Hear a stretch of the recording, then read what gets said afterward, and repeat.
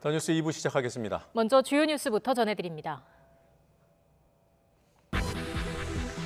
마약 투약 혐의로 긴급 체포된 방송인 로버트 할리 씨에게 마약 양성 반응이 나왔습니다. 경찰은 이르면 오늘 구속영장을 신청할 예정입니다. 액상 대마를 흡입한 SK그룹 창업주의 손자 최모 씨는 검찰에 송치됐습니다. 올해 2학기부터 고등학교 3학년은 수업료가 면제되고 내후년부터 고등학교 무상교육이 전면 시행됩니다. 필요한 재원 연간 2조 원은 국가와 교육청이 절반씩 분담하기로 했습니다. 문재인 대통령이 한미 정상회담을 위해 내일 미국을 방문합니다. 북핵 문제 해결을 위한 한미 공조를 재확인하는 동시에 교착 상태에 빠진 북미 비핵화 협상이 재개될지 관심입니다. 단원들을 상습 성추행한 혐의를 받는 이윤택 전 연희당 거리패 예술감독이 항소심에서 징역 7년을 선고받았습니다. 1심 징역 6년보다 오히려 1년이 늘었습니다. 3.1운동과 대한민국 임시정부 수립 100년을 맞아 김태현 지사를 비롯한 해외에서 활동한 독립운동 유공자 유해 세부가 잠시 뒤 국내로 봉환됩니다. 강원도 산불 이후 다시 주목받게 된 소방공무원의 국가직 전환 문제가 국회에서도 뜨거운 감자로 떠올랐습니다. 오늘 열린 행정안전위원회 전체 회의에서 여야가 책임 공방을 벌이며 고성이 나오기도 했습니다. 취재기자 연결합니다. 조은지 기자. 네, 국회입니다. 네, 아무래도 산불 문제가 중요하게 다뤄지고 있을 텐데요. 행안위에서 구체적으로 어떤 얘기들이 나오고 있습니까? 네, 화재의 원인을 놓고 공방이 있었습니다. 행정안전부와 소방청은 고성 속초는 알려진 대로 전신주 개폐기 전선이 탈락하며 스파크가 튀어 불이 났고 강릉동에는 신당의 전기 앞선 때문에 또 인제는 아직 원인 조사 중이라고 보고했습니다. 행안부 진영 장관은 자연 발화가 아닌 인재, 즉 사람 실수일 가능성이 있어 국립과학수사연구원에서 철저하게 원인을 조사하고 있다고 밝혔습니다. 소방청은 또 산불이 잦은 강원도와 협조해 강풍에도 산불 대응이 가능한 대형 소방 헬기 도입을 추진하겠다고 밝혔습니다. 여야는 소방공무원의 처우 개선 문제를 놓고 거세게 충돌했습니다.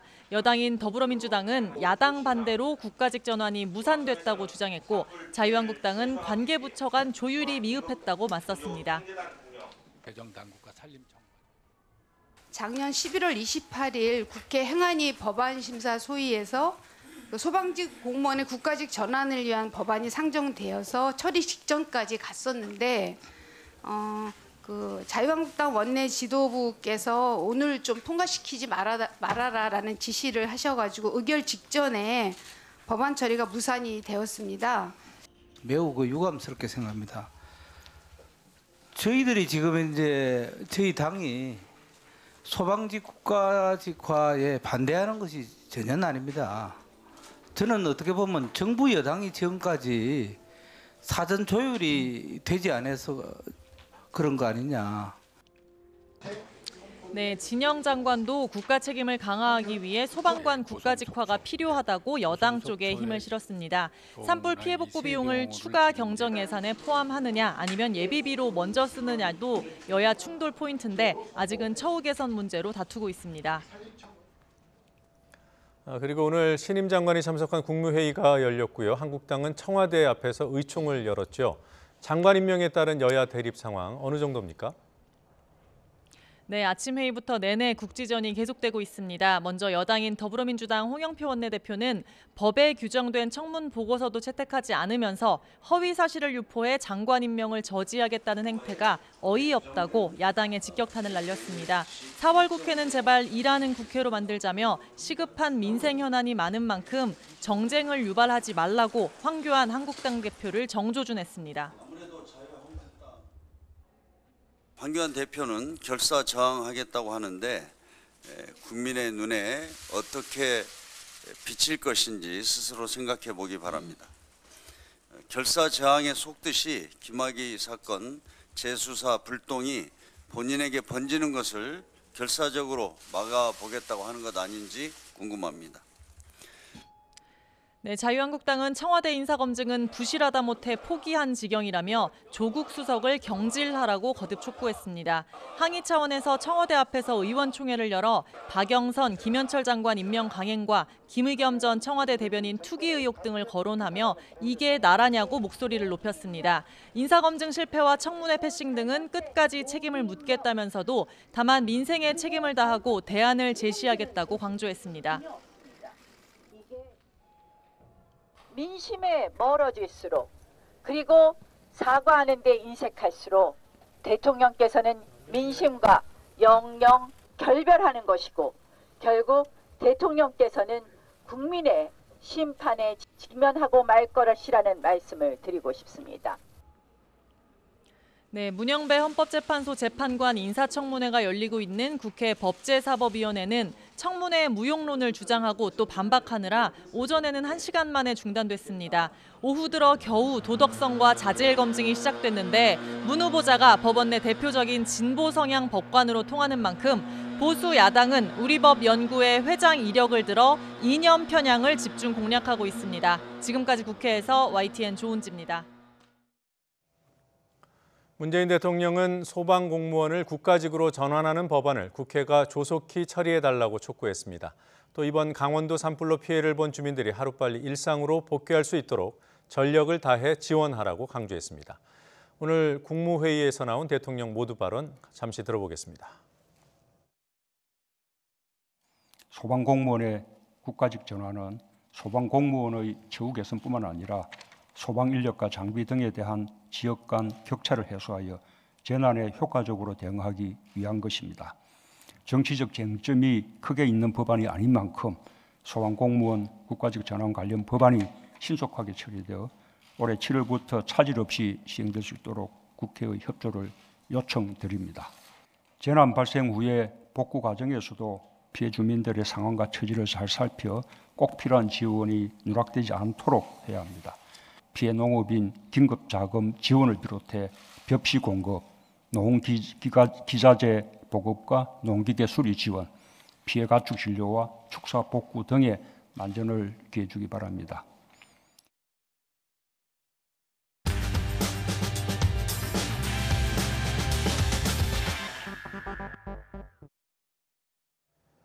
대한민국 임시정부 수립 100주년이 이틀 앞으로 다가왔습니다. 오늘 애국지사 3분의 유해가 고국의 품으로 돌아옵니다. 중국과 미국 등 해외에서 독립운동을 펼쳤던 김태연, 강영각, 이재수 지사 이렇게 3분입니다. 유해 송환과 봉영식이 잠시 뒤에 시작됩니다. 어떤 분들인지 또 어떤 의미가 있는지 이야기 나누면서 봉영식 실황도 생중계해 드릴 예정입니다. 한림대 일본학 연구소의 신주백 교수님 나와 계십니다. 어서 오십시오. 예, 안녕하세요. 네, 안녕하세요. 자, 오늘 유해 송환과 봉영식 네. 처음 있는 일은 아니죠? 예. 네. 거의 뭐 요즘 그 근래에 들어와서는 아주 국가에서 빈번하게 네. 이런 그 행사를 하고 있는데 굉장히 바람직한 국가의 대응이라고 보겠습니다. 네.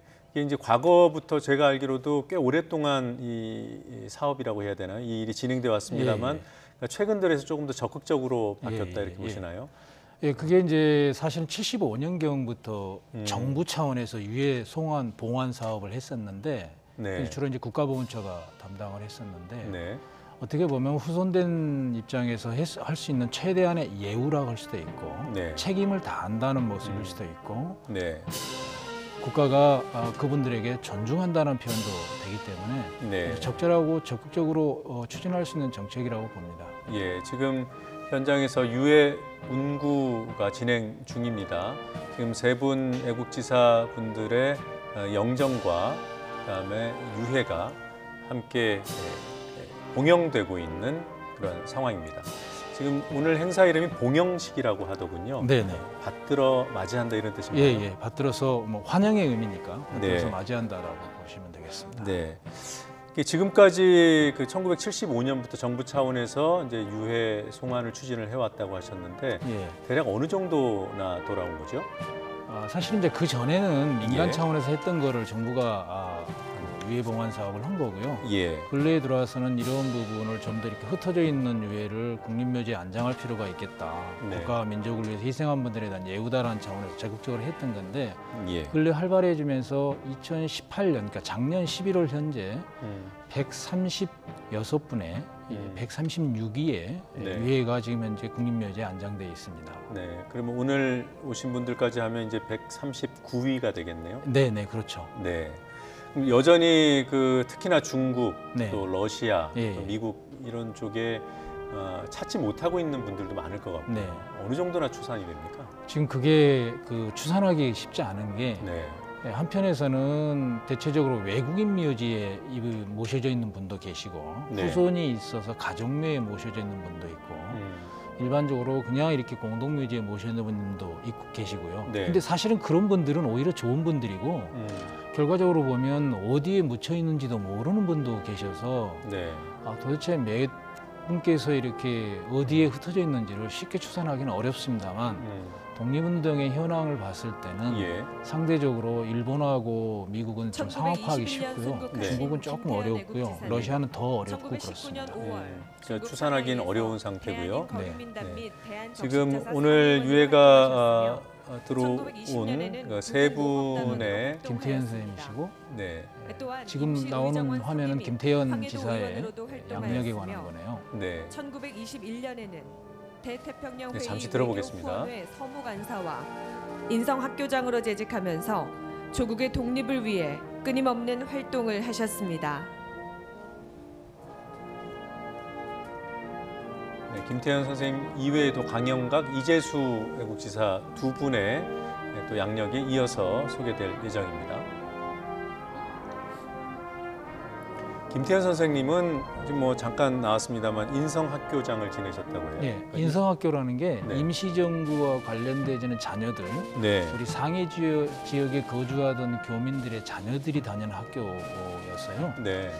그 교육적인 의미에서 굉장히 중요한 의미가 있고요. 이 김태현 지사 같은 경우는 1946년 탈계하신 임시의정원 의사, 독립유공자 임시의정원 강영각 의원을 지내신 분입니다. 1925년 4월 지금은 이제 강영각 하와이 지사님이신데 임시정부 후원회에 저분은 가입하여 1905년에 활동하였습니다. 하와이로 이민을 가셨다가 미국 그 후 본토해로 제 건너가서 미국 대학을 고단신문 나오시고 국민보 다시 영문 돌아오셔서 출신으로 하와이로? 네, 하와이로 다시 민족으로서 돌아오셔서 민족의식을 독립운동을 하신 고취하고자 분이죠. 했습니다.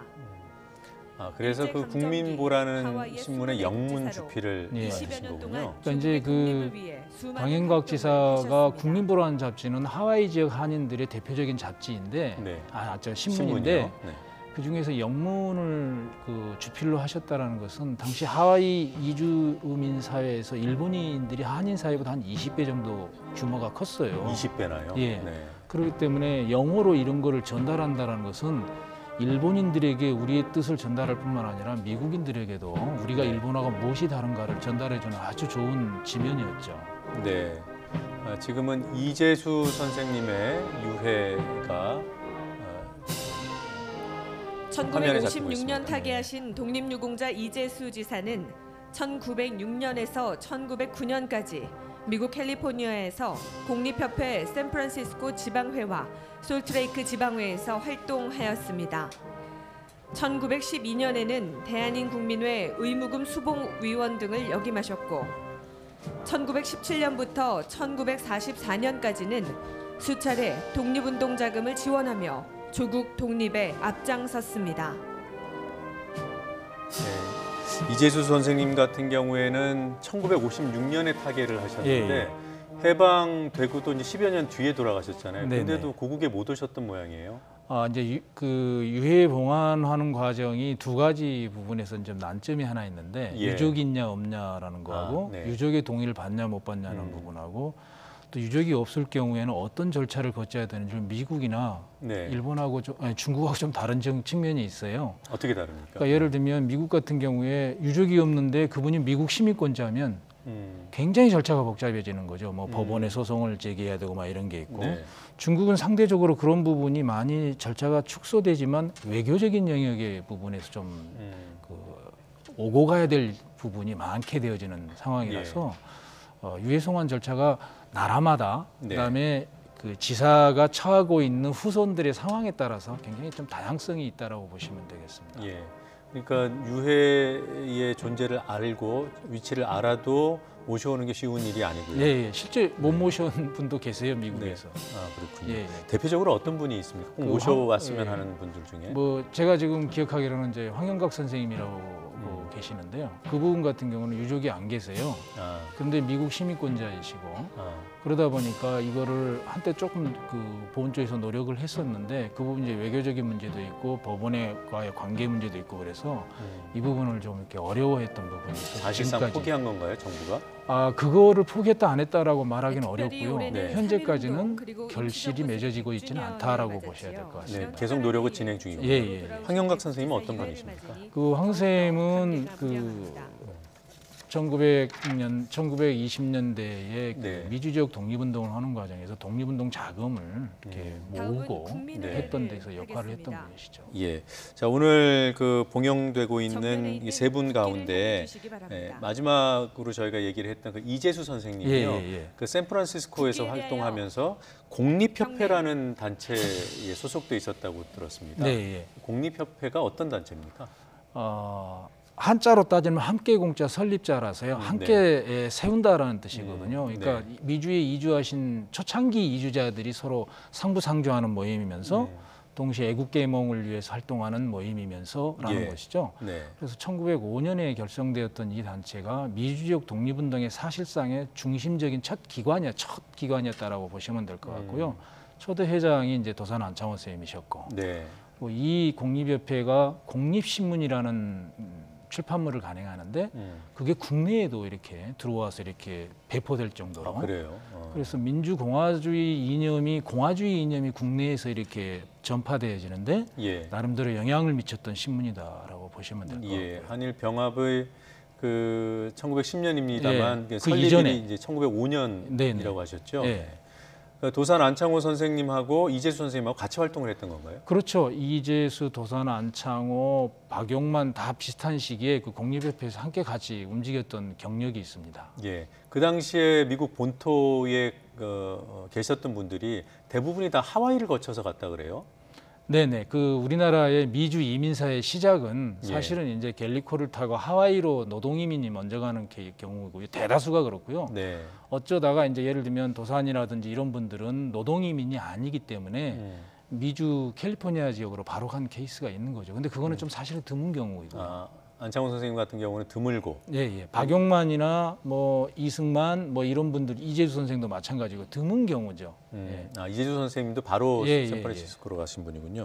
그리고 그 김태현 선생님, 네. 그 구국 모험단이라는 네. 단체에서 활동을 했다는데 굉장히 생소한 단체입니다. 예. 그러니까 1920년에 상해 지역의 어떤 독립 열기를 느낄 수 있는 단체인데 예. 1920년에 김태현과 같은 20대의 젊은 청년들이 일본과 싸워 나가는 과정에서는 폭탄도 필요하고 네. 여러 무기도 필요한데 우리가 직접 그걸 제조해보자. 예. 그래서 폭탄 제조 연습도 하고 네. 실제 만들기도 하고 만들다가 실수해서 폭파가 되기도 하고 이러는 과정에서 독립운동의 과정에서 자기 희생 정신을 실천으로 보여주면서 항일 의지를 좀 드러내려고 했던 단체라고 보시면 될 것 같습니다. 예. 그 이 단체가 오래 유지되지는 않았죠? 네네. 그렇게 뭐 1920년 정도에만 활동했던 단체라고 보시면 될 것 네, 같습니다. 그러면 임정 수립 직후에 만들어져서 그러니까 폭탄 제조를 시도를 했다면 그러니까 무장 투쟁을 준비했다는 거 아니겠습니까? 네네. 그러니까 김태현 지사 같은 경우는 임시의정원과 임시정부에서 활동을 하면서 예. 동시에 이런 구국모험단 속에서 젊은 자기와 뜻을 같이 하는 비슷한 연배의 젊은 청년들하고 예. 이런 그 조직을 만들어서 활동했다고 했습니다. 예. 이 단체가 근데 왜 그 오래 가지 못하고 금방 활동을 접었을까요? 그러니까 이게 이제 폭파 사건 연습하는 과정에서 폭파 사건이 나고 그런 나는 과정에서 예. 어떤 밀정에 의해서 이게 탐지가 되는 과정이 좀 있었어요. 아, 일본 밀정이요. 조선인인데 한국인인데 아. 그 밀정에 의해서 이 조직이 탄로가 나면서 네. 그 조직 활동이 이렇게 좀 유야무야된 케이스가 되겠습니다. 예. 그리고 지금 무장 항일 운동이 상대적으로 최근에 좀 주목받고 연구 대상이라고 하는 것 같아요. 그리고 또 정가에서뿐만 아니라 사회적으로도 약산 김원봉 선생에 대한 서운 논란이 일어나고 있고요. 김원봉 선생에 대한 서운 혹시 교수님 입장은 어떠십니까? 논란거리고 논쟁이 아주 지금 뜨거운데 네. 개인적으로는 김은봉이라는 사람은 매우 뚜렷하고 굉장히 높은 수준의 공적이 있는 분이다 네. 라는 부분, 항일운동과 관련해서는 네. 그 부분을 누구하고 비교하기에도 뒤처지지 않을 만큼인데 그것이 후대에 와서 제대로 기억되지 못하는 것은 분단의 아픔이다. 네. 그런 부분에서 우리가 좀 거리두기를 하고 성찰할 필요가 있다. 그러니까 이데올로기를 떠나서 진보나 보수를 떠나서 그 부분에 대해서 반성적인 생각을 대한민국 구성원이라면 누구나 해야 된다 하나고요. 두 번째는 조금 성급한 추진의 부분이 있지 않느냐, 지금의 지형에서는. 그래서 오히려 지금은 서운에 그동안에 15,000명 정도, 15,000명이 조금 넘게 서운이 됐는데 서운의 결과에 대한 좀 검토가 필요하고요. 다른 하나는 서운의 기준에 대한 재검토가 먼저 이루어지는 게 선행되면서 이 문제가 풀어졌으면 좋겠다라는 생각을 하고 있습니다. 예, 지금 화면에 세 분 애국지사분들께 훈포장이 헌정되는 장면을 잠시 보셨습니다. 훈포장은 이미 그 추서가 됐던 상황이고요. 네, 오늘 유해가 봉영되는 마당에 다시 헌정하는 행사를 가졌습니다. 네, 이어서 국무총리의 봉영사를 들어보시겠습니다. 오늘 우리는 또 세 분의 애국지사님을 조국의 품에 모십니다. 김태현 애국지사님, 강영각 애국지사님, 이재수 애국지사님입니다. 오랜 세월 참고 기다려주신 유가족 여러분께 위로와 감사를 드립니다. 수고해주신 박유철 광복회장님과 광복회원 여러분, 피우진 국가보훈처장님과 관계자 여러분 고맙습니다. 함께 해주신 황희 임재훈 의원님을 비롯한 귀빈 여러분께도 감사드립니다. 황해도 장현 출신의 김태현 애국지사님은 20대를 오롯이 항일운동에 바치셨습니다. 3.1운동 직후 부인과 어린 4딸을 고향에 두고 중국 상하이로 망명해 임시의정원 의원과 구국모험단 단원으로 활동하셨습니다. 풍찬 노숙하며 일제와 싸우시다가 갑자기 병을 얻어 짧은 삶을 마치셨습니다. 정부는 1995년 김태현 애국지사님께 건국훈장 독립장을 드렸습니다. 평안남도 강서 출신의 강영각 애국지사님은 1905년 9살에 노동이민을 가신 아버지를 따라 형제들과 함께 하와이로 가셨습니다. 그 후 지사님의 가족은 하와이와 캘리포니아에서 모든 생애와 재산을 독립운동에 바치셨습니다. 강 지사님은 신문을 발간해 고국의 소식을 바로 알리고 독립의지를 세계에 전하셨습니다. 해방 이후에도 교민사회의 발전을 위해 애쓰시다가 해방 이듬해 50살로 생을 마감하셨습니다. 정부는 1997년 강영작 지사님께 건국포장을 드렸습니다. 서울에서 나신 이재수 애국지사님은 이민 1세대로 캘리포니아에서 독립운동을 하셨습니다.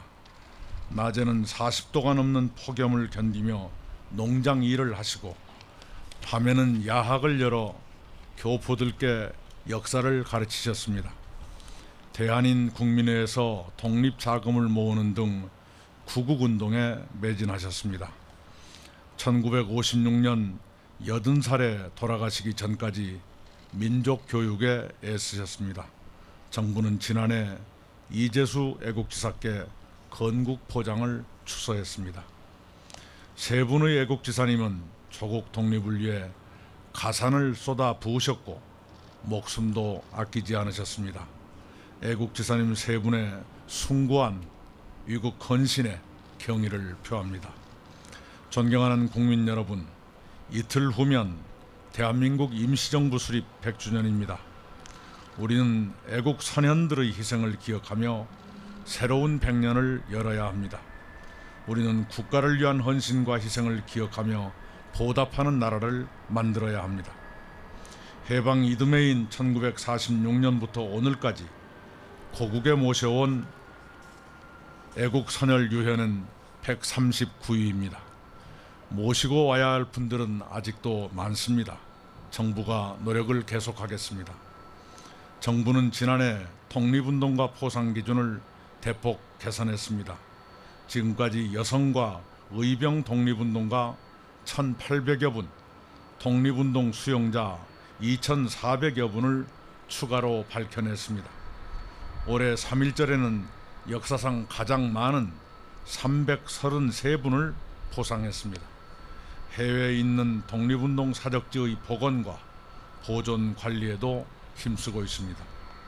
정의롭고 평화로우며 함께 잘 사는 대한민국을 만들기 위해 정부는 앞으로도 최선을 다하겠습니다. 김태현, 강영각, 이재수 애국지사님께서 그리시던 조국의 품에서 안식하시기를 기원합니다. 감사합니다. 네, 국무총리 이낙연 총리의 봉헌사 동영사를 들어보셨습니다. 정의로운 대한민국 건설에 더욱더 노력하는 것이 이분들의 공적과 노고에 조금이라도 보답하는 길이라는 취지의 동영사였습니다.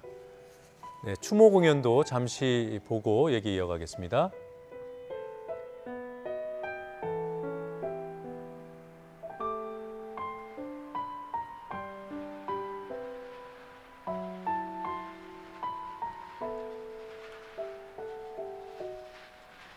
긴 꿈이었을까 저 아득한 세월이 거친 바람 속을 잠모래도 걸었네.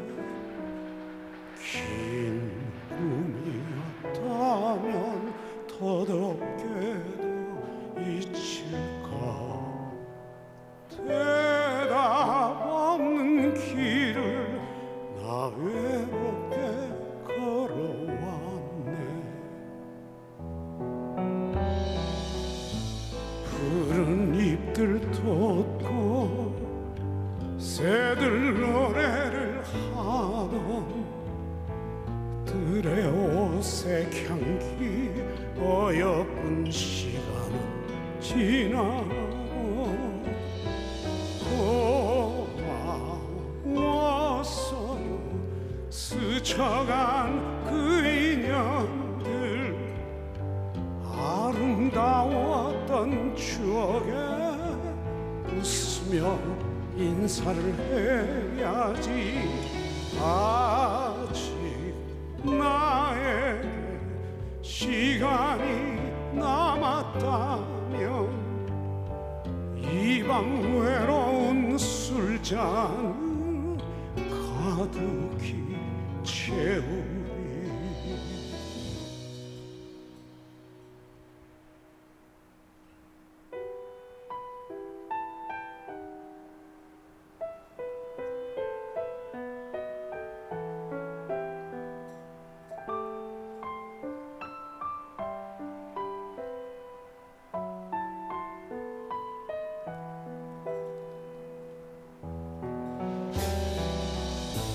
푸른 하늘 위로 웃음 날아오르고 꽃잎보다 붉던 내 젊은 시간은 지나고 기억할게요. 다정한 그 얼굴 나를 떠나는 시간과 조용히 악수를 해야지. 떠나가야 할 시간이 되었다면 이 밤 마지막 술잔에 입술 맞추리. 긴 꿈이었을까 어디만큼 왔는지 문을 열고서니 찬바람만 스쳐가네 바람만 스쳐가네.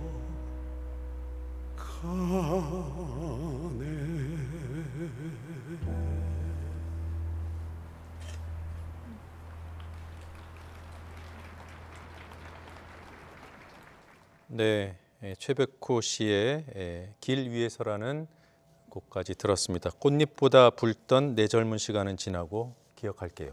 이 가사가 가슴에 확 와닿습니다. 연세도 있으신데다가 네. 그 풍기는 분위기도 있어서 가사의 의미가 더욱더 이렇게 절절하게 다가오는 것 같습니다. 예. 자, 이제 모레면은 이틀 예. 뒤면은 대한민국 임시정부 수립 100주년이잖아요. 네. 근데 종전에는 4월 13일 아니었습니까? 네네. 이렇게 당겨진 이유가 뭐죠? 그러니까 4월 11일과 13일의 가장 큰 차이는 4월 11일 날은 사실은 4월 10일 날 밤부터 4월 11일 날 아침까지 예. 상해에서 독립운동가들이 모여서 대한민국이랑 국호 1조부터 10조까지 임시헌장, 그다음에 내각의 대통령은 누가 되고 이런 거를 11일 날 아침에 결정을 해요. 네. 그러니까 정부의 기본 뼈대가 다 그때 만들어졌고 네. 그래서 그날이 수립일이 되는 거고 13일은 그거를 반포한 날입니다. 아, 그래서 그 차이를 오묘한 차이를 저희가 그동안에 해석을 못하고 있다가 이제 작년에 하고 올 1, 2월 달에 몇 차례 학술회의를 통해서 그게 최종적으로 정리가 된 거죠. 아, 그러니까 13일에 반포한 것도 역사적인 사실이고 예, 예. 다만 이틀 전에 그런 결정을 한 부분은 그동안에는 그러면 사료적으로 이렇게 뒷받침이 덜 됐던 건가요? 네네. 그거를 수립일과 반포일을 좀 명확하게 구분하지 못하고서 4월 13일을 임정 수립 기념일로 다뤘던 거고 어떤 네. 자료에는 또 그날이 수립됐다라고 이렇게 나오는 경우도 있었어요. 근데 네. 나중에 이제 조사를 해보니까 30년대 후반 이후부터 임시정부 스스로가 4월 11일을 임시정부 수립 기념일로 기념식을 하고 있는 게 사료에서 또 다시 새롭게 규명이 됐습니다. 그랬군요. 네.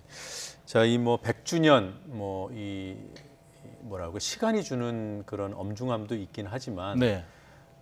보다 근본적으로는 임시정부를 우리가 과연 제대로 알고 있는 건지 네. 연구는 충분한 건지 네. 이런 의문이 듭니다. 네. 과제가 뭐가 놓여 있습니까? 아마 많은 논문이 있고요. 그동안의 선학들도 많은 논문을 쓰셨기 때문에 임정의 기본적인 실상은 많이 밝혀져 있는데 예. 그럼에도 불구하고 이제 부족한 부분이 예를 들면 임정은 어떠한 정치 사상으로 무장한 단체일까? 네. 내지는 뭐 예를 들면 임정이 만들고 싶은 나라는 뭘까? 그리고 우리는 과연 그걸 제대로 지금 현재 구현하고 있을까? 예. 라는 정도의 문제에 대해서는 아직까지는 좀 선명하지 않다. 그런 면에서 보면 이제 자료의 측면에서 그동안에 일제 정보 자료를 중심으로 지나치게 의존하고 있는 부분을 좀 벗어날 필요가 있고 예. 자료가 없는 부분을 어떤 연구 방법의 개선을 통해서 해석의 새로움을 내지는 해석의 깊이를 만들어내는 예. 그런 노력이 좀 필요하다고 봅니다. 북한은 이 임시정부를 어떻게 규정합니까? 북한은 민족 개량주의자들의 단체라고 그래서 네. 1919년 이후 그러니까 지금의 북한을 만든 게 김일성이잖아요. 예. 김일성이 등장하는 정당성을 설명하는 과정에 부정적인 근거로 임시정부를 자리매김하고 있습니다. 그래요. 네. 네. 지금 임시정부와 관련된 자료들이 북에도 꽤 있을 것 같은데. 그러니까 한국 전쟁 때 좀 이렇게 없어진 부분이 있다고는 네. 서로 이야기는 오고 가는데 네. 정확하게 어느 정도 되는지 어디에 있는지 정말 실제로 있는지 이런 부분까지는 확인된 적은 없습니다. 그래요. 어쨌든 있다 하더라도 북한 입장에서 임시정부를 개량주의 단체로 그렇게 규정한다면 남북 학술적인 공동 연구 가능성은 좀 떨어진다고 봐야 되나요? 네, 저는 그래요? 개인적으로 3.1운동까지가 학술 연구에서는 현재까지는 마지노선이라고 생각을 하고 있고요. 공동 연구할 수 있는. 예, 남북이 네. 공동 연구할 수 있는. 네. 물론 그 이후에 자료를 교환하는 부분은 가능할 수 있습니다. 그 네. 이후 역사도. 그러니까 남측에 없는 자료가 북측에 있고 북측에 필요로 하는 자료가 남측에 있는 경우가 있거든요. 예. 자료는 교환이 가능한데 논문을 통해서 토론을 하고 공동 연구하는 것은 당분간 좀 쉽지 않을 것이다라고 예상을 하고 있습니다. 예, 알겠습니다. 자, 오늘 강영각 선생님 그리고 또 김태현 선생님 또 이재수 애국지사님 이 세 분의 유해를 맞이하는 행사 생중계해드렸습니다. 지금까지 신주백 한림대학교 일본학연구소 교수님과 함께 말씀 나눴습니다. 교수님 고맙습니다. 네, 감사합니다.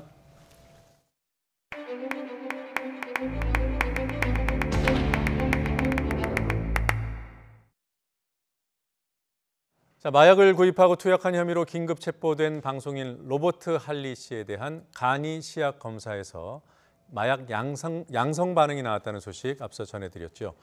그리고 대마를 피운 혐의로 구속된 SK그룹 창업주의 손자 최모 씨가 검찰에 송치됐다는 소식도 전해드렸습니다.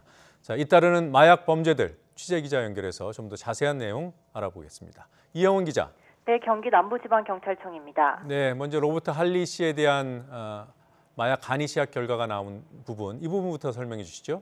네, 하 씨의 소변 간이 시약 검사에서 마약 양성 반응이 나왔습니다. 하 씨 자택에서는 범행에 쓰인 것으로 추정되는 주사기가 발견되기도 했는데요.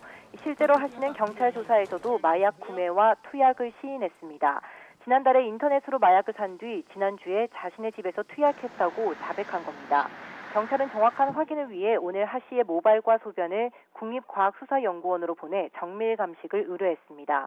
조사에 앞서 하 씨는 마약 투약 혐의를 인정하느냐는 취재진 질문에 죄송하다는 말만 반복했습니다.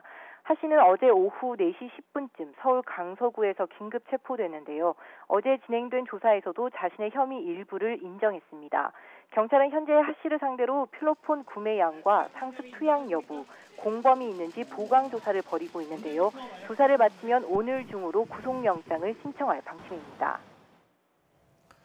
그리고 대마를 피운 혐의로 구속된 SK그룹 창업주의 손자 최모 씨. 이제 검찰이 수사를 하게 됩니까? 네, 그렇습니다. SK그룹 창업주 고 최종건 회장의 손자 31살 최모 씨가 오늘 기소 의견으로 검찰에 넘겨졌습니다. 검찰로 이동하기 위해 유치장에서 나온 최 씨에게 취재진은 또 다른 사람과 함께 마약을 투약한 적이 있는지 물었지만 최 씨는 아무런 답변도 하지 않은 채 호송차에 올라탔습니다. 최 씨는 지난해부터 최근까지 지인 등에게 액상 대마를 사서 피운 혐의를 받고 있는데 모두 18차례에 달합니다. 경찰 조사에서 최 씨는 호기심에 대마를 사서 주로 집에서 피웠다며 혐의를 모두 인정한 것으로 전해졌습니다. 특히 공범에 대한 진술도 있었는데 고 정주영 현대그룹 명예회장의 손자인 현대가 3세 정모 씨와 함께 대마를 피웠다고 털어놨습니다. 경찰은 현재 외국에 체류 중인 정 씨와 귀국 일자를 조율하고 있다며 정 씨가 귀국하는 대로 소환 조사를 할 예정이라고 밝혔습니다. 그리고 남양유업 창업주의 외손녀인 황은하 씨 관련 수사는 어떻게 진행되고 있습니까? 네, 지난 6일 구속된 황 씨에 대한 경찰 조사는 크게 두 가지로 진행 중입니다. 마약 투약 공급 혐의와 경찰 유착 부분인데요. 지난 2015년 무혐의 처분을 받은 마약 투약 공급 혐의와 지난해 추가 투약한 혐의에 대해서는 경기 남부지방경찰청에서 2015년 무혐의 과정에서 경찰의 봐주기 수사가 있었는지 여부는 서울지방경찰청에서 담당하고 있습니다. 먼저 투약 혐의와 관련해서는 마약을 끊었다가 지난해 연예인 A씨의 권유로 다시 시작했다고 진술해 파장이 일고 있는데요. 다만 경찰은 황 씨가 책임을 떠넘기기 위해 일방적으로 진술했을 가능성도 배제할 수 없는 만큼 사실관계를 확인한 뒤 A씨를 불러 조사할 계획입니다. 이와 별개로 봐주기 수사와 관련해서는 황 씨가 지난 2015년 함께 마약을 하다 붙잡힌 조모 씨에게 1억 원을 주며 자신의 마약 투약 사실을 무마했다는 의혹이 제기됐습니다. 경찰은 이와 관련해 당시 담당 수사팀 관계자들을 참고인 신분으로 불러 부실 수사 의혹에 대한 경위를 파악하고 있습니다. 지금까지 경기 남부지방경찰청에서 YTN 이영원입니다. 남양유업은 마약 혐의로 구속된 창업주의 외손녀 황은하 씨에 대해 회사 경영과 무관하다고 거듭 밝히고 강력한 처벌을 요청했습니다. 남양유업은 입장 자료를 내고 국민적 공분을 일으킨 범법 행위가 엄정한 수사를 통해 공정하고 강력하게 처벌되기를 바란다고 밝혔습니다. 또 황 씨와 일가족들은 회사와 전혀 관련이 없는데도 창업주 외손녀라는 이유로 회사명이 함께 언급돼 관련 종사자들이 피해를 보고 있다고 덧붙였습니다. 보신 것처럼 로버트 할리 씨가 체포되고 황은하 씨는 연예인 A 씨가 자신에게 마약을 권유했다고 주장하며 연예계에 마약이 전방위로 퍼진 게 아니냐는 의혹이 번지고 있습니다. 특히 마약은 홀로 시작하는 경우는 흔치 않고 보통 지인의 권유로 시작하게 되는 특성이 있기에 이런 의심이 커지는 겁니다. 20년 넘게 마약 수사관으로 일했던 전문가의 말을 들어보시겠습니다. 하나같이 전부 다가 자기 스스로 그것을 알고 한 것이 아니고 전부 다 유혹, 주변 지인들에 의해 가지고 유혹을 당해 가지고 중독이 되면은 그것을 재투약하지 못 견디거든요. 그런 묘한 마약 문제는 아주 신비스러우면서도 아주 묘한 문제가 있습니다. 그래서 이제 거의 다가 자기 스스로 어떻게 찾은 것이 아니고 제일 가까운 지인들에게 유혹당한 것이죠. 예. 황하나 씨의 경우도 지난 6일 수원지법에서 열린 영장실질심사에서 지난 2015년 필로폰을 투약한 사실을 인정한 뒤 아는 연예인이 권유해 지난해 마약을 다시 하게 됐다고 진술한 것으로 알려졌습니다. 경찰 수사도 이 연예인에게 초점이 맞춰지고 있습니다. 그런데 마약 수사가 과거와 환경이 많이 달라져서 어려움이 있을 수 있다는 이야기도 나오고 있습니다. 검사 시절 이른바 물뽕 마약범죄를 최초로 담당했던 변호사의 말입니다. 예전에는 사실 이제 해외 마약 밀매 조직하고 직접 연결해 가지고 오는 그런 방식이었는데 지금은 이제 국제우편을 통해서 마약이 배달이 됩니다. 근데 그 마약을 판매하는 그 사이트라는 게 인터넷을 조금만 뒤져보면은 널려 있거든요. 그걸 안내해주는 이제 뭐 인스타그램이나 뭐 트위터 등을 통해서 광고를 해요. 그럼 그걸 보고 일반인들이 주문을 하는 거죠. 그 차이점이 뭐냐면 기존에는 이제 직접 가지고 오는 방식이었기 때문에 상대방이 누군지를 아는데 그런 식으로 거래를 하다 보니까 선 사람도 상대방이 누군지를 모르는 겁니다. 인터넷을 통한 구매가 가능해지다 보니 함께 투약한 사람은 찾을 수 있지만 실제 공급책과 제작자를 찾아내 검거하기는 더 어려워진 겁니다. 근원을 찾아서 뿌리 뽑기가 어렵다는 의미죠. 이 때문일까요? 마약 사범이 2014년 이후로 늘고 있습니다. 우리나라를 마약 청정국이라고 알고 있는 분들도 많으실 겁니다. 하지만 수치를 보면 이미 청정국 지위를 잃었습니다. 유엔에서 정해놓은 건 인구 10만 명당 20명 내에 그 마약 혐의자가 있을 때는 마약 청정국입니다. 20명 이하로요. 그런데 인구 10만 명당 20명이 넘어가는 상황이면 마약 청정국에서 제외를 하고 있죠. 우리나라가 지금 통상적으로 14,000명 내외에 마약 혐의자가 입건이 되고 있습니다. 그렇다고 하면 마약 청정국이 이미 아니라는 거예요. 조금 전 언급된 통계는 2017년 기준입니다. 지난해 기준으로 보면 2017년보다 조금 줄어 12,000여 명이었습니다. 하지만 이 수치로 봐도 우리나라는 이미 10,000명당 마약 사범이 24명으로 마약 청정국이 아닌 나라로 분류됩니다. 마약은 철저히 수요와 공급의 원칙을 따른다고 합니다. 적발된 마약량도 크게 늘고 있습니다. 과연 재벌가와 연예계뿐일까요? 마약 청정국이라는 단어에 취해 암처럼 퍼지고 있는 검은 손을 놓치고 있었던 건 아닐까요? 재벌 3세와 연예계 등에서 불거진 마약 문제를 간과해서는 안 되는 이유입니다. 극단 단원들을 상습 성추행한 혐의로 기소된 이윤택 전 연희당거리회 예술감독이 항소심에서 1심보다 무거운 징역 7년의 실형을 선고받았습니다. 재판부는 이 전 감독이 피해자들의 성적 자기결정권뿐만 아니라 꿈과 희망을 함께 짓밟았다고 지적했습니다. 취재기자 연결합니다. 강희경 기자. 네, 서울고등법원입니다. 네, 이윤택 전 감독 항소심에서도 중형이 선고됐습니다. 자세한 내용 전해주시죠. 네, 이윤택 전 연희당거리회 예술감독이 항소심에서도 실형을 선고받았습니다. 서울고등법원은 오늘 극단원들을 상습 성추행한 혐의로 재판에 넘겨진 이 전 감독에게 징역 7년의 실형을 선고했습니다. 1심보다 1년 더 형이 늘어난 겁니다. 재판부는 이와 함께 이 전 감독에게 성폭력 치료 프로그램 80시간 이수와 10년간 아동청소년 관련 기관 취업 제한도 명령했습니다. 재판부는 이 전 감독이 피해자들의 성적 자기결정권뿐 아니라 꿈과 희망을 함께 짓밟았다고 지적했습니다. 앞서 이 전 감독은 지난 2010년부터 2016년까지 여배우 9명을 25차례 상습추행한 혐의로 구속 기소됐고 1심에서 혐의 대부분이 유죄로 인정돼 징역 6년을 선고받았습니다. 당시 이 전 감독은 미투 운동으로 재판에 넘겨진 유명 인사 가운데 처음으로 실형을 선고받아 관심을 모았습니다. 지난 2014년 3월에는 밀양 연극촌에서 극단원에게 유사성행위를 시킨 혐의로 추가 기소됐지만 1심 재판부는 이 전 감독이 업무상 위력을 행사했다고 보기 힘들다며 무죄를 선고했습니다. 항소심은 이 두 사건을 병합해 심리를 진행해 왔는데요. 특히 1심보다 형량이 늘어난 건 무죄가 선고됐던 추가 기소 사건도 유죄로 봤기 때문입니다. 2심 재판부는 이정 감독이 피해자를 보호 감독하는 지위에서 위력을 이용해 추행한 사실이 인정된다며 유죄로 판단했습니다.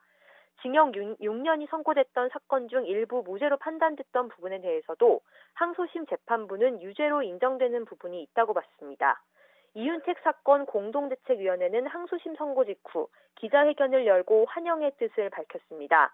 대책위는 연극계 오랜 관행으로 자리 잡았던 게 성폭력임이 분명해졌다며 이제라도 이정 감독이 자숙하기 바란다고 촉구했습니다.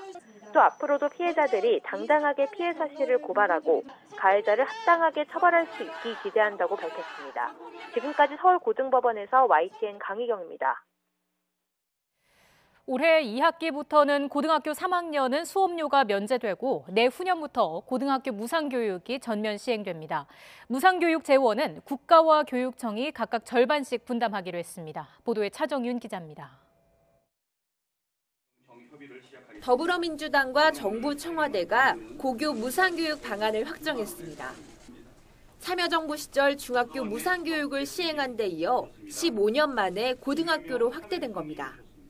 우선 올해 2학기부터 고3 학생들을 대상으로 우선 시행하고 내년에는 고2학년까지, 오는 2021년에는 모든 학년으로 단계적으로 추진한다는 계획입니다.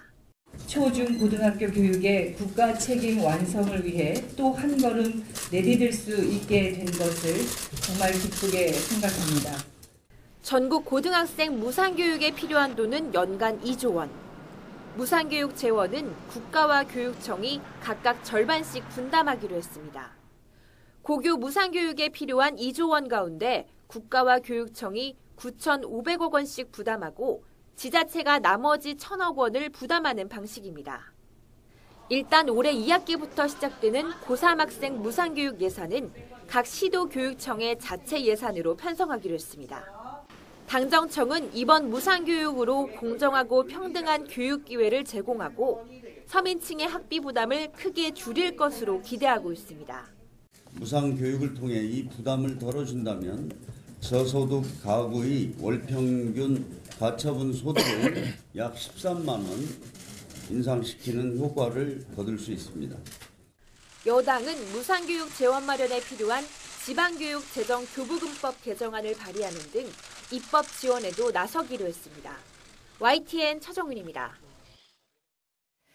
인터넷을 돌아다니다 보면 대출 광고를 쉽게 찾아볼 수 있습니다. 최근에는 신종 고금리 사채인 대리 입금 광고까지 기승을 부리고 있습니다.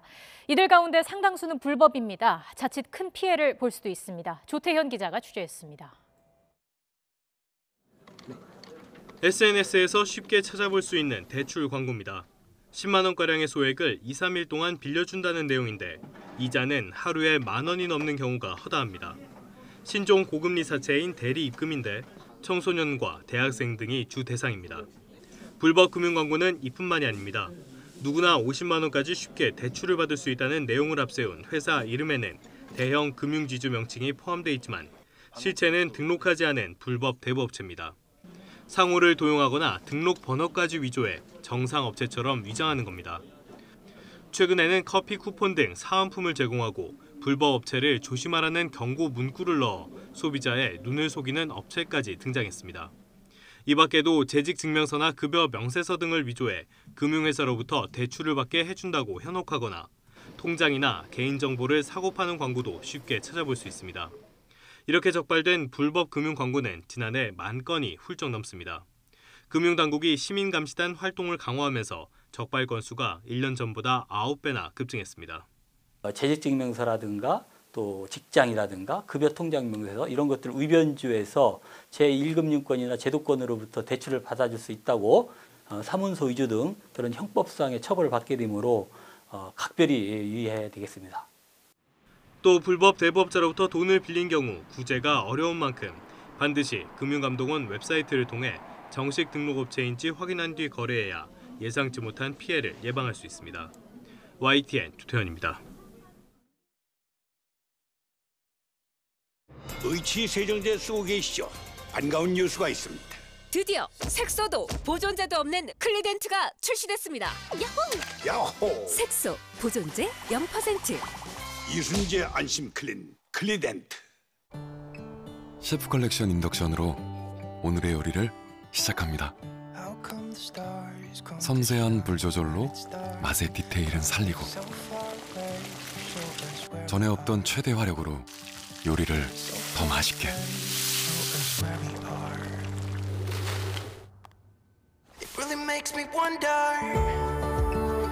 맛을 살리는 불꽃. 삼성 셰프 컬렉션 인덕션. 호출이다. 새로운 타겟 IT 쪽이야. 누군가의 동반자가 되기 위해서 문제가 뭐지? 은행은 정말 최선을 다해야 한다. 좋은 사람 있으면 소개시켜줘. IBK 기업은행.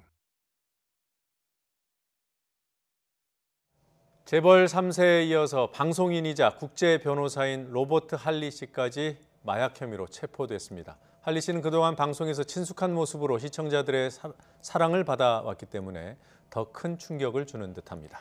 공인이나 연예인들의 마약 사건이 잇따르면서 경찰 수사가 어느 선까지 확대될지도 관심입니다. 사회부 이종구 사건 데스크와 함께 짚어보겠습니다. 안녕하십니까? 네, 어서 오십시오. 네.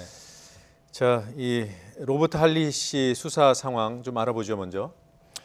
네, 로버트 할리 씨 우리나라 이름으로 이제 하일, 기화를 했겠네 하일 씨인데요. 어제 오후 경찰에 붙잡혔습니다. 온라인을 통해서 필리폰을 산 혐의를 받고 있는데요. 네. 이 경찰이 압송 장면을 공개를 했죠. 그때 이제 취재진에게 죄송하다, 마음이 무겁다 이렇게 말을 했습니다. 네, 혐의를 일부 인정한 건가요? 네, 그렇습니다. 일부 혐의 인정했는데요. 소변 간이시약 검사에서 양성 반응이 나왔습니다.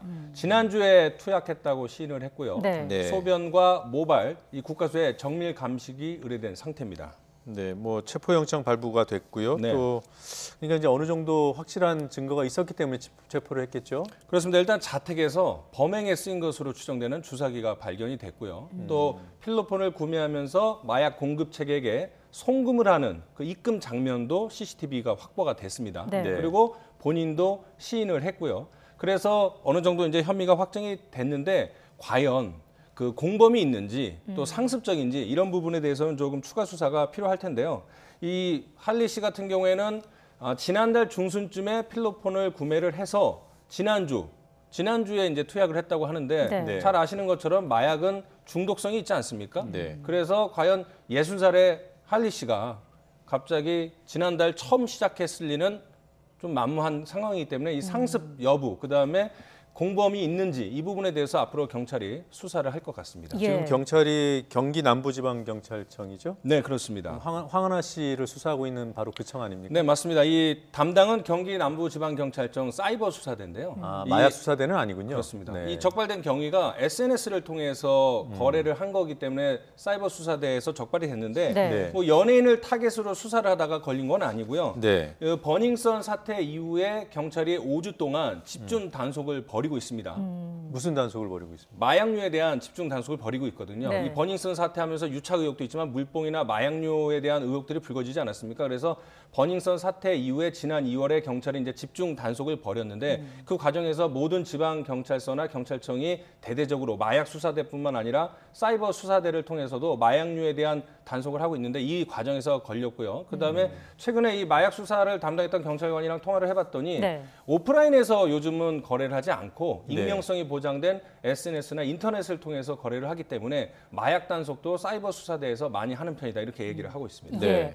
로버트 할리 씨 이르면 오늘 구속영장 신청 여부가 결정이 된다고요? 네, 조금 전에 취재기자에서 전원이 왔는데 네. 오늘 안에 구속영장을 신청할 예정이라고 합니다. 그래서 주사기도 발견이 됐고 아까 CCTV도 있었고요. 네. 그다음에 본인이 일부 혐의를 인정을 하지 않았습니까? 예. 그래서 증거 인멸의 우려가 있다라는 이유로 오늘 안에 로버트 할리 씨에 대한 구속영장을 신청할 예정이다. 이렇게 조금 전에 입장을 밝혀왔습니다. 네, 마약 사범이면은 통상 뭐 영장이 발부가 되나요? 초범인 경우 또 상습이 아닌 경우에는 구속영장이 발부되지 않는 경우도 있습니다. 아, 그래요? 네네. 지켜봐야 되겠군요. 네. 지금 뭐 방송인이고 그것도 유명한 방송인이기 때문에 네네. 최근에도 출연한 프로그램들이 꽤 있다고 해요. 네네. 그 방송계에도 비상이 걸렸겠습니다. 그렇습니다. 뭐 보니까는 뭐 최근에 케이블, 뭐 지상파 이런 곳에 많이 출연을 하고 또 고정 출연을 하는 그런 프로그램도 있더라고요. 당장 네. 내일 그 라디오스타라는 프로그램에 출연을 하기로 방송 예정인데 이미 광고까지 나갔거든요. 그래서 예고 방송까지 나갔기 때문에 로버트 할리 씨가 나오는 부분은 편집을 해서 최대한 편집을 해서 내보내겠다 이런 입장이고 나머지 방송들은 앞으로 출연하는 분량은 없고 다만 예전에 나간 부분은 VOD 서비스나 인터넷에서 검색이 안 되도록 삭제 조치를 하고 있습니다. 예, 뭐 다시 보기 이런 게 다 중단이 그렇죠. 되는 거고요. 네네. 아들 혐의를 대신 뒤집어 썼다 이런 얘기도 돌더라고요. 그렇습니다. 앞서 말씀드린 대로 그 60살의 하일 씨가 갑자기 마약을 했다 하니까 이상하니까 또 같이 방송에 출연한 자녀를 위해서 본인이 대신 희생양이 되는 거 아니냐 뭐 이런 이 소문들이 돌고 있습니다. 네. 특히 그 몰몬교 소속이거든요. 몰몬교는 그 술, 담배는 물론이고 커피나 홍차도 하지 못하도록 하는 그런 엄격한 금욕주의의 그런 대표적인 종교이기 때문에 몰몬교 신자인 하일 씨가 과연 마약을 했을까? 그렇기 때문에 이런 근거들을 해서 일종의 뭐 그럴듯한 가짜 뉴스가 퍼지고 있었는데 부인이 얘기를 했습니다. 조금도 사실이 아니다. 뭐 그렇게 얘기를 하면서 남편의 실수다. 뭐 이렇게 얘기를 했다고 합니다. 그러니까 사실이 아니다라는 거는 아들은 아니다. 그렇죠. 예. 네. 뭐 그럼에도 불구하고 할리 씨는 마약할 사람이 아니다. 뭐 이런 주장들이 지속적으로 나오는 모양이에요. 예, 뭐 마크 피터슨 씨라고 미국의 이제 명예 교수인데 할리 씨와 같은 몰몬교 종교인이자 또 대표적인 지한파, 한국에 대해서 많이 아는 그런 교수인데 페이스북에다가 이제 한글로 직접 글을 올렸습니다. 자신의 친구 하일 씨는 무죄다 이렇게 주장을 하면서 벌을 더 작게 받으려고 하일 씨가 이 죄를 뒤집어 썼다. 슬픈 일이다. 1년 동안 할리가 이것 때문에 고생했는데 경찰은 포기를 안 했다라고 설명을 했습니다. 그러니까 결국은 뭐냐면 이번에 적발이 됐지만 사실상 하일 씨가 1년 전부터 경찰의 수사를 받은 게 아니냐. 이 사람의 주장에 따르면 그런 내용이 조금씩 유추가 되거든요. 그럼 버닝썬 사건 때문에 집중 단속을 하던 와중에 어떻게 보면은 이렇게 기획 수사가 아닌데 이제 걸렸다 이렇게 설명을 했잖아요. 네네네. 그게 아닐 수도 있다는 거네요.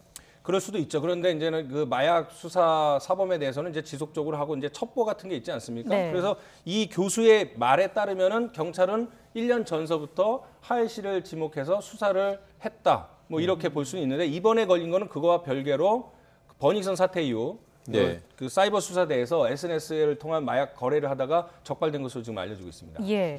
경기 남부청에서 맡고 있는 또 다른 마약 수사 황하나 씨 수사는 어떻게 진행되고 있습니까? 네, 하일 씨 사건은 말씀드린 대로 사이버 수사되고 이제 황하나 씨는 마약 수사대에서 담당을 하고 있는데 지난 6일 구속되지 않았습니까? 경찰 조사는 이제 계속 저희가 보도를 해드리고 있지만 크게 두 가지로 진행이 되고 있습니다. 마약 투약 공급 혐의 그리고 나머지 한 축이 경찰과의 유착 의혹인데요. 지난 2015년에 무혐의 처분을 받은 그 마약 투약과 공급 혐의에 대해서 또 플러스로 지난해 추가 투약한 그런 혐의에 대해서 이제 경기 남부청 마약 수사대가 조사를 하고 있고요. 2015년 무혐의 처분을 받을 때 경찰이 봐주기 수사를 했는지에 대해서는 서울지방경찰청에서 담당을 하고 있습니다. 네, 뭐 경찰이 경찰의 유착 의혹을 밝힐 수 있느냐 이런 의구심도 있습니다만 일단 그 유착 의혹은 서울지방청에서 담당을 한다고요. 네. 자, 황 씨가 그러니까 지난해 투약한 혐의에 대해서는 아는 연예인이 권유를 했다, 투약했다 뭐 이런 주장을 하지 않습니까? 신빙성이 있나요? 일단은 황 씨의 일방적인 진술이고요. 증거는 없습니다. 아직까지는. 그래서 뭐 일부 매체에서는 황 씨가 자신이 자고 있을 때 강제로 또는 몰래 투약을 연예인이 했다라고 주장까지 하고 있는데 이 부분에 대해서는 황 씨의 변호인이나 경찰도 사실이 아니다라고 일단 확인을 해줬고요. 다만 연예인이 자신에게 마약을 권유하고 강제했다. 이 부분은 팩트라고 그렇게 진술을 했다고 변호인이나 경찰도 얘기는 하고 있습니다. 그래서 이 부분에 대해서는 당연히 조사가 필요하지 않겠습니까? 그래서 그 관련 연예인의 소환 조사는 불가피한 것으로 지금 봐도 될 것 같습니다. 그럼 정리를 해보면요. 잠든 사이에 몰래 투약했다라는 것은 그렇게 얘기한 적이 없다라는 게 황 씨 측의 얘기고 다만 아는 연예인의 권유가 있었다. 이건 맞다는 거예요. 강제로 투약을 했다. 잠든 사이가 아니라는 거죠. 그렇죠. 약간의 좀 차이가 있을 뿐입니다. 네, 그렇군요. 이런 얘기가 나오고 있기 때문에 마약 혐의 수사가 연예계로까지 번지는 거 아니냐. 이런 가능성이 거론되지 않습니까? 그러니까 지금까지 연예인 거론된 사람은 이제 한 명이고요. 그런데 이제는 그 연예인들 황 씨 같은 경우에는 인스타그램이나 이런 자신의 SNS를 통해서 연예인들하고 친분이 있다 이런 것을 과시를 했거든요. 그래서 또 마약의 특성상 혼자 하는 것이 아니라 남녀가 함께 집단적으로 하는 경우도 있기 때문에 그런 부분에 대해서 좀 연예계로 확대될 수 있지 않을까 이런 부분이 나오는데 황 씨가 언급한 연예인은 한 명이고 이 연예인이 소환 조사가 된다면 그 부분에서 그 연예인을 상대로 만약에 그 마약을 공급해주고 권유한 것이 사실이라면 그 공급책이 또 나오지 않겠습니까? 네. 그러면 이제 마약 사건 같은 경우는 그래서 이제 고구마 줄기처럼 이렇게 관련자들이 계속 나오는데 그런 부분에 대해서 충분히 이제 의구심을 갖고 있는 상황이죠. 네. 자, 봅시다. 황하나 씨가 네. 체포된 장소가 병원이잖아요. 네네. 그때 무슨 일로 병원에 가 있었던 겁니까? 한 3주 정도 입원을 해 있었는데요. 예. 정신과 질환 치료차 입원을 해서 3주 동안 치료를 받고 있었다라고 합니다. 아, 그거는 팩트인가요? 네네. 네, 그렇군요. 그래서 그 당시 체포해서 압송할 때 그 담당 의사가 소견서를 써줬습니다. 정신적인 그런 치료를 받고 있기 때문에 언론의 집중적인 취재는 해를 끼칠 수 있다. 그래서 포토라인을 만들어주지 않았으면 좋겠다. 이런 의사를 경찰에게 전달을 했고 그래서 네. 이제 포토라인 없이 그냥 바로 이렇게 들어가는 그런 상황이 지금 나오고 있네요. 예. 그 큰 의혹 중 하나, 황하나 씨가 봐주기 수사 덕을 봤다는 그 의혹이 2015년 마약 혐의로 조사를 받았을 그 당시의 일인데 네. 그때 황 씨가 입막음용으로 1억 원을 썼다 이런 얘기도 나왔습니다. 그렇죠. 이제 어제 밤에 이제 언론 보도를 통해서 알려졌는데 네. 그 말한 사람은 이제 황 씨의 소위 그 지인이라고 하는 사람이 얘기를 했습니다. 그래서 이제 사건이 보면은 조 씨 혼자 투약한 게 아니라 말을 맞춘 이유는 황하나 씨가 회유를 했기 때문이다. 황하나 씨가 조 씨에게 마약 혐의를 모두 떠넘겼다. 그래서 입을 막기 위해서 공범들에게 1억 원을 줬다. 그러니까 자신의 이름을 경찰 조사에서 발설하지 말아라. 이런 대가로 1억 원을 줬다. 네. 이런 얘기를 하고 있거든요. 예. 그래서 근거가 좀 있어 보입니까? 그래서 이제 지인이 누구인지 모르게서 이제 저희가 확인할 수 있는 방법은 조 씨한테 직접 확인하는 방법밖에 없지 않겠습니까? 그래서 저희가 오늘 그 조 씨의 변호인과 직접 접촉을 했는데 사실 무근이라고 합니다.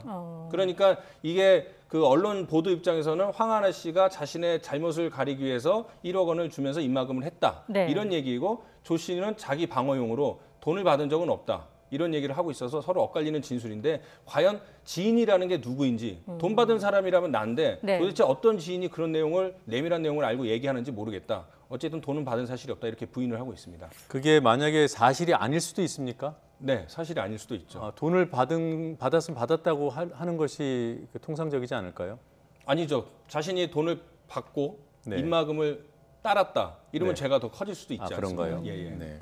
그 당시에 조 씨는 처벌을 받았었죠. 네, 그 집행유예 3년, 그러니까 징역 2년 6개월에 집행유예 3년을 받았고 네. 그 판결문에 보면은 황 씨랑 같이 했다라는 것이 황 씨의 이름이 무려 8번이 나오거든요, 판결문에서. 예. 그래서 네. 이제 봐주기 수사 의혹이 있는데 또 판결문만 보고 황 씨에 대해서 8번이나 이름을 진술하고 이 사람이 자신에게 마약을 공급하고 같이 보유공유를 했다라고 진술을 했기 때문에 입막음용 1억 원을 조 씨가 받지 않았을 가능성이 좀 있어 보이죠. 그런데 조 씨에게만 줬다라는 게 아니라 공범들에게 줬다라고 얘기를 했거든요. 근데 네. 그 공범이 누구인지 공범이 여러 명이거든요. 6명 정도 됩니다. 그중에 조 씨만 안 받았을 수도 있죠. 그러니까 5명은 받았고 조 씨만 안 받아서 조 씨가 법원에서 황 씨의 이름을 8번 언급한 걸 수도 있고 네. 다 안 받을 수도 있지만 두 의견을 종합을 한다면 조 씨는 안 받았을 가능성이 크고 나머지가 받았을지는 경찰이 지금 조사를 하고 있습니다. 예. 여하튼 이 황하나 씨가 언급될 때 앞에 꼭 수식이 따라 붙습니다. 네. 남양유업 창업주의 외손녀다. 네. 남양유업이 좀 뭐라고 할까 회사 이미지가 훼손되는 부분에 대해서 우려가 큰 것 같아요. 네, 입장도 냈던데. 네. 지난번 출연에도 입장문을 냈다고 하지 않았습니까? 네. 무관하다고. 그런데 오늘 재차 입장문을 냈습니다. 그래서 엄벌에 처해달라. 그렇게 얘기를 하면서 황하나 씨가 남양유업 창업주의 외손녀인 건 분명한 사실이긴 하나 지금 경영과는 전혀 관계가 없는데 자꾸 남양유업을 언급하면서 기업 이미지가 엄청나게 훼손되지 않겠습니까? 네. 그래서 그런 부분에 대해서 남양유업이 상당히 걱정을 하는 것 같은데 저희 입장에서도 사실 고민입니다. 이 황하나 씨의 관련 내용만 보도를 해드리면 좋은데 수식어를 자꾸 남양유업 창업주의 외손녀라고 하는 것들이 네. 과연 올바른 것인가 고민을 하는데 이 사건 봐주기 수사, 그러니까 마약뿐만 아니라 봐주기 수사 의혹이 불거진 것이 바로 남양유업이라는 든든한 배경이 있기 때문이 아니냐라는 의혹이 나오고 있기 때문에 그 수식어를 또 안 하면 이 사건 설명 자체가 안 되기 때문에 그런 네. 고민이 있습니다. 네. 자, 이런 가운데 다른 재벌 3세들도 마약 혐의로 입건이 됐죠. 네, SK그룹 창업주 손자 31살 최모 씨가 이제는 대마를 피운 혐의로 구속이 됐고 네. 이 사건은 인천경찰청 마약수사대에서 담당을 하는데 오늘 검찰에 넘겨졌습니다. 지난해부터 최근까지 액상 대마를 사서 모두 18차례 피운 혐의를 받고 있는데요. 최 씨는 경찰 조사에서 호기심에 대마를 사서 주로 집에서 피웠다 이렇게 진술을 했습니다. 네, 이 사안도 지난주에 얘기했던 건데 최 씨가 공범 관계에 있는 사람을 진술했습니까? 네, 진술을 했죠. 그 현대가 3세 정모 씨가 함께 대마를 피웠다. 이 사람은 이제 현대 계열사에 지금 상무로 있는데 외국에 체류 중입니다. 아마 유럽에 있는 것 같은데 경찰하고 귀국 일자를 조율을 하고 있고 경찰은 귀국하는 대로 조사할 예정이라고 하는데 사실 어떤 이유로 해외에 갔고 업무상 때문에 갔는지 또 업무상 일이 바빠서 귀국을 미루는 건지 아니면 도피성인지 이 부분에 대해서는 경찰도 정확하게 설명을 안 하고 있고 회사 측에서도 언급을 자제하고 있습니다. 그 일주일 전에도 같은 얘기를 하고 있죠. 외국에서 이제 들어올 거라고 했는데 아직도 안 들어오고 있어요. 또 다른 재벌 3세가 있을 가능성도 있습니까? 제가 지난번에도 출연했을 때 말씀드린 것처럼 경찰이 2~3명의 부유층이 있다. 그래서 2명은 최 씨랑 정 씨가 됐고 나머지 1명일 가능성이 있다고 했는데 경찰이 그 나머지 1명을 수사를 했더니 부유층이 아닌 것으로 그렇게 확인이 되면서 재벌 3세가 됐던 부유층 자제는 이번 사건에서 2명인 것으로 더 나올 가능성은 없는 것으로 좀 봐도 무방할 것 같습니다. 뭐 제3의 인물이 있긴 있고요. 네, 그렇죠. 네. 자, 뭐 마지막으로 한 명의 연예인 얘기를 좀 더 해보죠. 오늘 새벽에 입국한 로이킴 씨. 네. 어떤 혐의를 받고 있습니까? 네, 그 이른바 승리 정준영 그 카카오톡 대화방에서 음란물을 유포한 혐의를 받고 있습니다. 거기다 이제 톡방에다 올린 혐의죠. 그렇죠. 그래서 이제 본인이 찍은 건지 이거는 잘 모르겠고 일단 유포했으니까 로이킴 씨를 소환 조사를 하면 본인이 찍은 건지 몰래 찍은 건지 이 부분에 대해서는 드러날 텐데 일단 음란물을 올린 것은 맞죠. 오늘 새벽 4시 20분에 입국을 했어요. 원래는 지금 이 시간에 입국하는 것으로 되어 있었거든요. 그런데 무려 12시간 앞서서 오늘 새벽에 귀국을 하면서 입국 장면은 이제 저희뿐만 아니라 모든 언론사에서 취재를 못한 상황입니다. 저희도 이제 방송 준비하면서 저희 뉴스 시간대에 혹시 이제 공항을 중계에 연결해야 되나 이런 얘기를 했습니다만, 그러니까 취재진을 따돌리기 위해서 그런 건가요? 그 부분은 뭐 확인이 필요할 부분인데 뭐 상식적으로 생각을 하면 정준영 씨 때도 어마어마한 취재진이 몰리지 않았습니까? 그런 부분에서는 오후 4시 반에 입국한다라고 놓은 상황에서 갑자기 말도 없이 설명 없이 새벽 4시 20분 어떻게 보면 사각지대잖아요. 좀 의도가 있지 않을까 이렇게 생각을 합니다. 저는. 앞서 정준영 씨 때도 그랬고요. 경찰이 공항에서 바로 체포를 하지는 않은 거죠? 네, 그렇습니다. 바로 귀가를 했는데 피의자 신분입니다. 피의자 신분이긴 하지만 정준영 씨 때와 마찬가지로 입국했을 때 현장에서 체포를 하지 않았습니다. 그 이유에 대해서는 정준영 씨 때와 마찬가지더라고요. 혐의가 긴급 체포할 만한 상황은 아니다 이렇게 얘기했는데 당시에 정준영 씨 소환할 때 경찰이 그랬습니다. 오늘이나 내일은 아닐 것이다. 소환 조사가. 그랬더니 모레 소환 조사를 했거든요. 경찰이 오늘 소환하지는 않을 거라고 얘기를 한 걸로 봐서는 빠르면 내일 최대한 이번 주 안에 소환 조사를 할 걸로 보이고 현장에서 긴급 체포를 하지 않은 이유는 정준영 씨와 마찬가지로 경찰 소환 조사에 응하겠다라고 이미 확약을 한 게 아닌가 이렇게 추정이 되는 상황입니다. 지금 로이킴 씨 수사는 서울청에서 하는 건가요? 네, 맞습니다. 네, 알겠습니다. 오늘 여러 가지 사건 다뤘습니다. 얘기 잘 들었습니다. 네, 고맙습니다.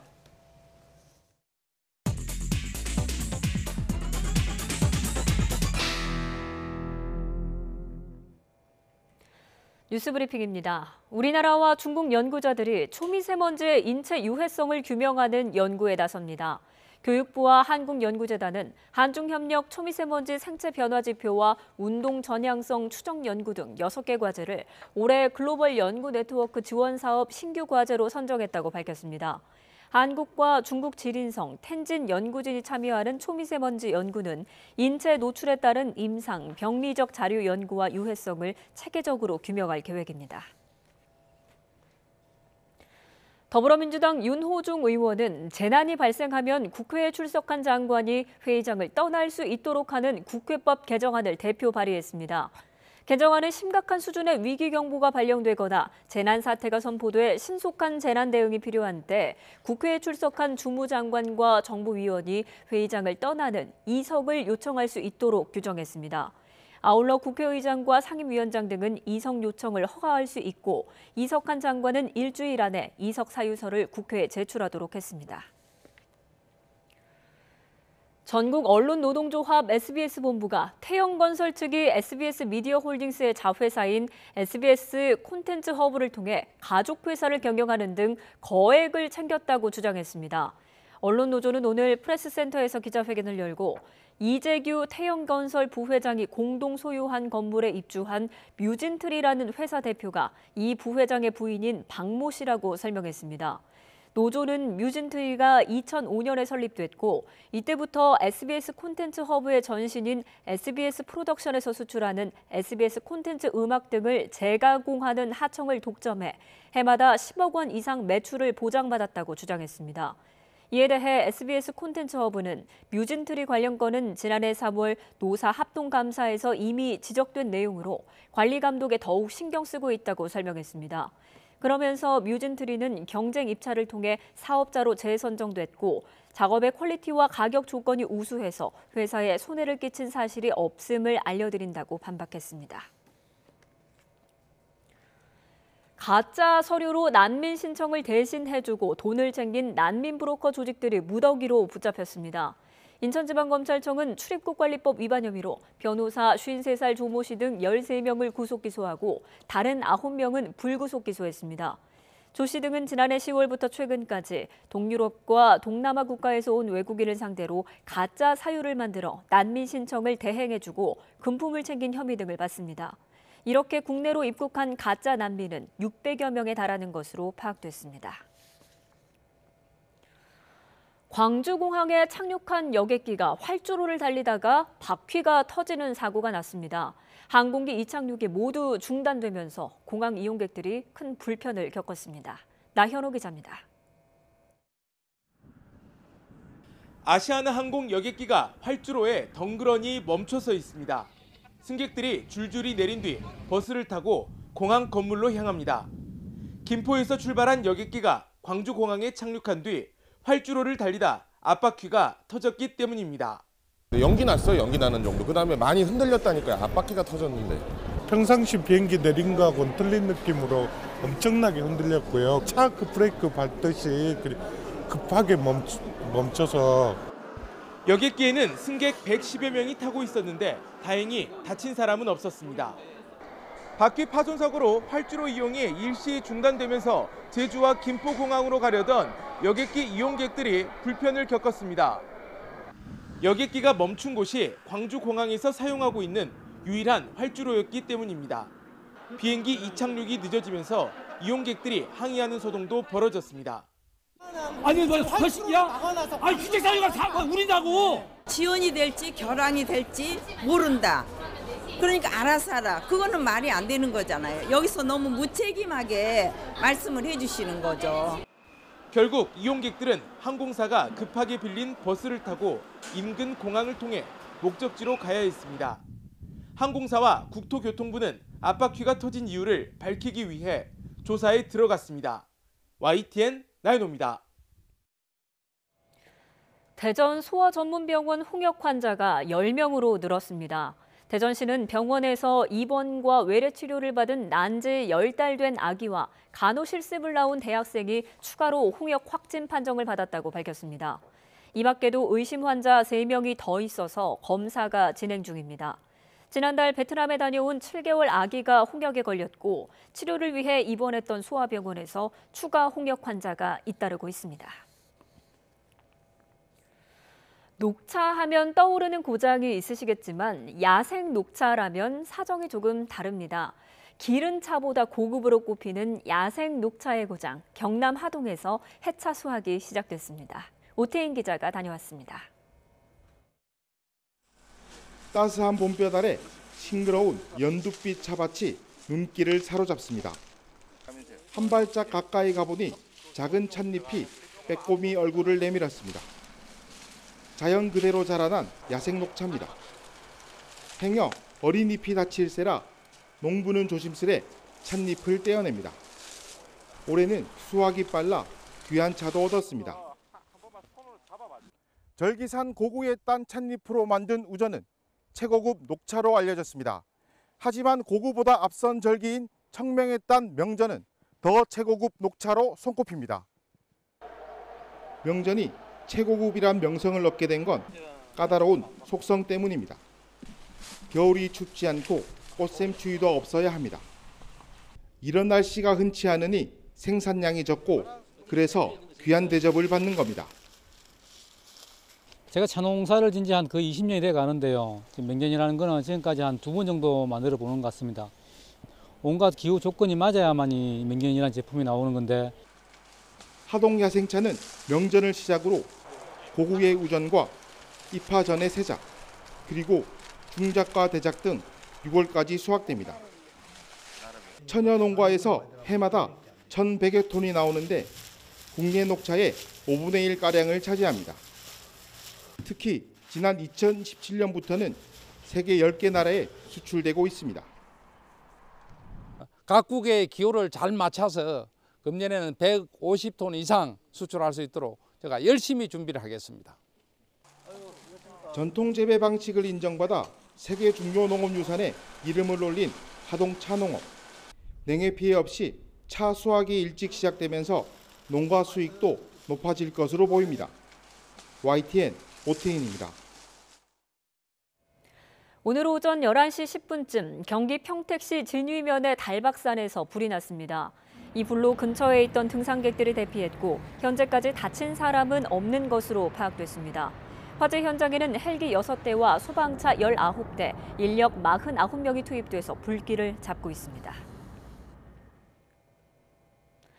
다음 주에 개막전을 앞둔 한국 프로골프 코리안 투어가 개막 미디어데이를 열고 올 시즌 선전을 다짐했습니다.